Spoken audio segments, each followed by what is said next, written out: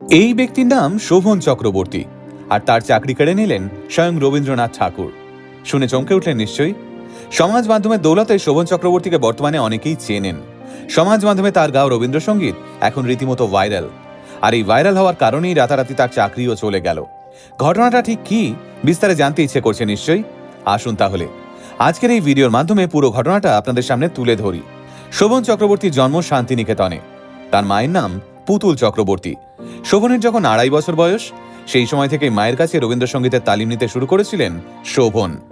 উচ্চ মাধ্যমিকের গণ্ডি পেরিয়ে তিনি ঠিক করেছিলেন গান নিয়েই পড়াশুনো করবেন। যেমন ভাবা তেমন কাজ। এরপরেই বিশ্বভারতী বিশ্ববিদ্যালয়ে সঙ্গীত ভবনে গান নিয়ে ভর্তি হয়েছিলেন শোভন। তবে প্যাশনকে ফলো করার মতো প্রিভিলেজ ছিলেন না তিনি। আসলে সাধারণ নিম্নবিত্ত পরিবারে গানকে কেরিয়ার হিসেবে বেছে নেওয়াটা একটা বিলাসিতা। একদিকে সংসার খরচ, অপরদিকে পড়াশুনোর খরচ, দুটোই একসঙ্গে চালাতে গিয়ে হিমশিম খেতে হচ্ছিল শোভনকে। ধীরে ধীরে সংসারের দায়িত্ব বাড়ছিল।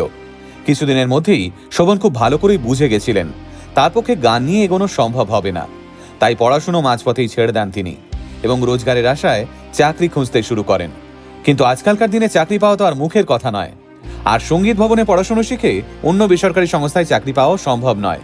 অগত্যা গানের টিউশন করাতে শুরু করেন শোভন। অল্প কিছুদিনের মধ্যেই বেশ কিছু ছাত্রও জুটে যায় তার। ধীরে ধীরে বাড়তে থাকে ছাত্রছাত্রীর সংখ্যা, আর তার সঙ্গেই পাল্লা দিয়ে বাড়তে থাকে উপার্জন। একসময় পাড়ায় গানের মাস্টার হিসেবে বেশ কিছুটা নামডাকও হয়ে গেছিল শোভনের।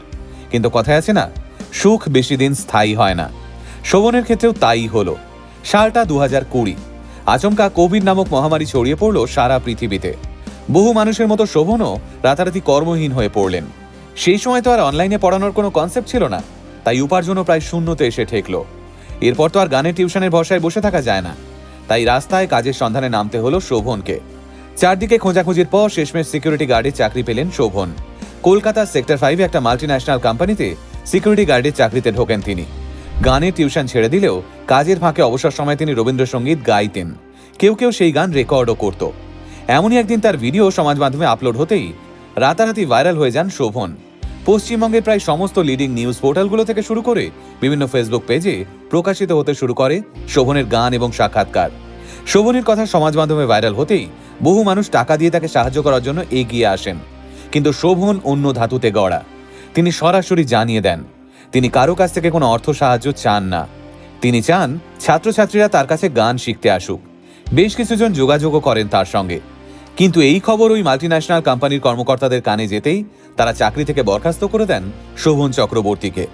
ভাবতে পারছেন, একজন সিকিউরিটি গার্ড শুধু রবীন্দ্রসঙ্গীত গেয়েছে বলে তার চাকরি কেড়ে নিলেন সমাজের উঁচু তলার কিছু মানুষ। আসলে হয়তো সমাজের উঁচু তলার ওই মানুষগুলো চান না যে নিচু তলা থেকে উঠে আসা মানুষগুলো নিজের জীবনে উন্নতি করুক। এই খবরও সমাজ মাধ্যমে ছড়িয়ে পড়েছে। নিন্দার ঝড় উঠেছে ওই বহুজাতিক সংস্থার নামে। তবে যারা শোভনের এই চাকরি কেড়ে নিল তারা কি আদৌ মানুষ? তবে আমি বিশ্বাস করি, যদি কোনো মানুষ নিজের সততা এবং পরিশ্রমের উপর নির্ভর করে নিজের কাজ করতে থাকেন, তাহলে তাকে আটকানোর সাধ্য কারও নেই। আমি চাইব শোভনবাবু যেন গানের মাধ্যমেই নিজের নতুন পরিচয় গড়ে তোলেন। যারা তার চাকরি কেড়ে নিল তারাও জানুক প্রতিভাকে গায়ের জোরে পিষে মেরে ফেলা যায় না। আমাদের গোটা টিমের পক্ষ থেকে শোভন চক্রবর্তীর লড়াকু মনোভাবের জন্য রইল অসংখ্য শুভেচ্ছা। আপনি ভালো থাকুন এবং মনের আনন্দে গান গেয়ে যান। সাফল্য একদিন আপনাকে ঠিকই খুঁজে নেবে।